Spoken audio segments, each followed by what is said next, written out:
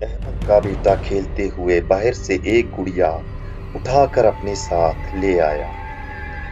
अहमद को वो गुड़िया अजीब और डरावनी सी लगी। उसका दिल चाहा कि उसे उठाकर बाहर फेंक दे, मगर बेटे का दिल रखने के लिए उसने इग्नोर कर दिया। मगर रात को जब पूरा घर गहरी नींद में सो रहा था, अहमद की आंख अचानक किसी अजीब सी सरसराहट से खुल गई। उसे ऐसा महसूस हुआ जैसे कोई नरम कदमों से फर्श पर चल रहा हो। अहमद ने नींद में डूबी आंखों से कमरे के कोने में रखी उस कुर्सी की तरफ देखा जहां उसका बेटे ने वो गुड़िया रखी थी। कुर्सी खाली थी। उसका दिल जोर से धड़कने लगा।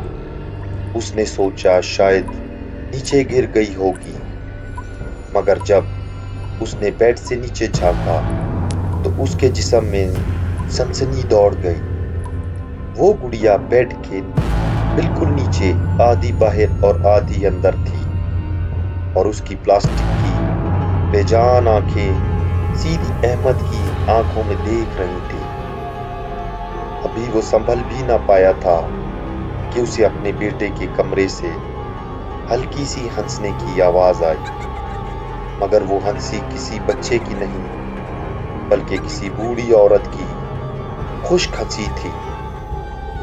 अहमद ने घबरा कर लाइट ऑन करने के लिए स्विच दबाया, मगर पूरे घर की बिजली जा चुकी थी। अंधेरे में उसे सिर्फ एक चीज साफ नजर आ रही थी, उस गुड़िया के होंठ जो अब एक अजीब सी मुस्कुराहट में फैले हुए थे। अहमद ने हिम्मत जमा की और मोबाइल की फ्लैश लाइट ऑन की। रोशनी जैसे ही कमरे में फैली, वो गुड़िया वहां से गायब थी, जहां वो अभी कुछ देर पहले बेड के नीचे नजर आई थी।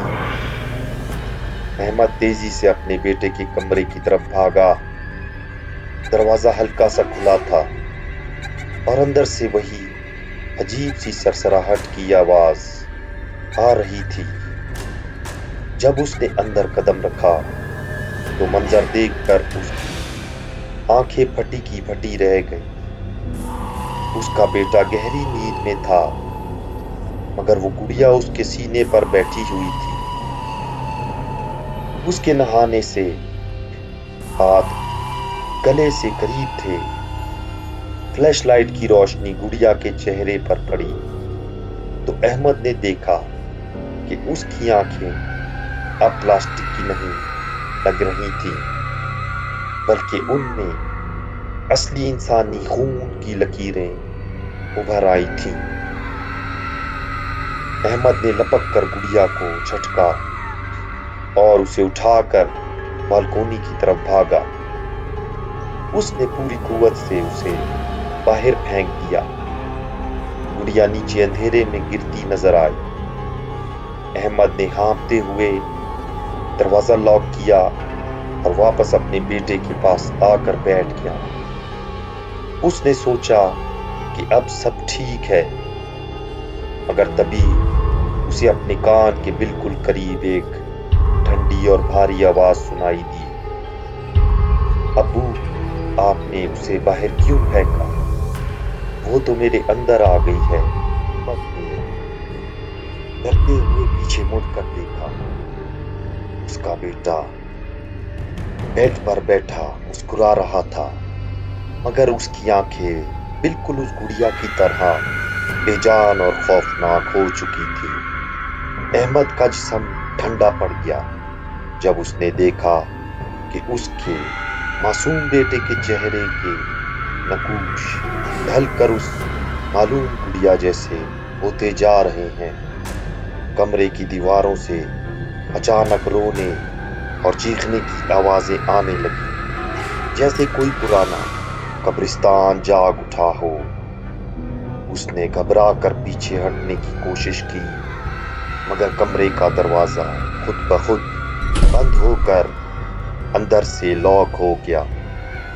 अंधेरे में अब सिर्फ उसके बेटे की चमकती हुई زرد آنکھیں نظر آ رہی تھیں جو اب اس کی طرف بڑھ رہا تھا۔ احمد کو احساس ہوا کہ اس نے گڑیا کو باہر پھینک کر اس بلا کو آزاد کر دیا تھا اور اب وہ ہمیشہ کے لیے ان کے گھر کا حصہ بن چکی تھی۔ احمد نے دیوار سے لگتے ہوئے اپنے کان بند کر لیے، مگر اس کی چیخ حلق میں ہی پھنس کر رہ گئی۔ اچانک پورا گھر ایک ٹھنڈے جھونکے سے لرز اٹھا اور ہر طرف موت جیسی خاموشی چھا گئی۔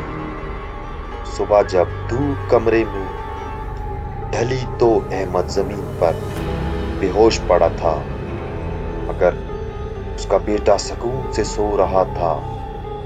احمد نے ہوش میں آتے ہی شکر ادا کیا کہ شاید وہ سب ایک برا خواب تھا، مگر جیسے ہی اس نے آئینے میں اپنا عکس دیکھا، اس کے پاؤں تلے سے زمین نکل گئی۔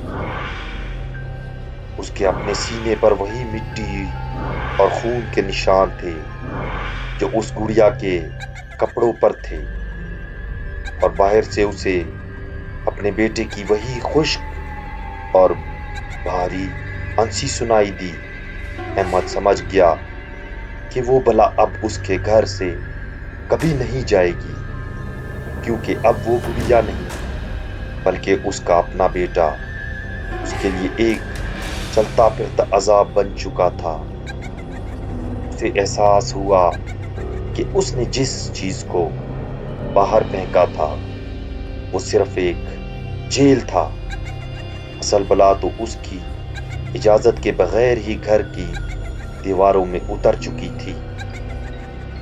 احمد نے پلٹ کر اپنے بیٹے کو دیکھنا چاہا، مگر اب وہاں اس کا بیٹا نہیں بلکہ بیڈ پر وہی پرانی گڑیا بیٹھی تھی جس نے احمد کے بیٹے کی آواز میں سرسراتے ہوئے کہا، ابو، کھیل تو اب شروع ہوا ہے۔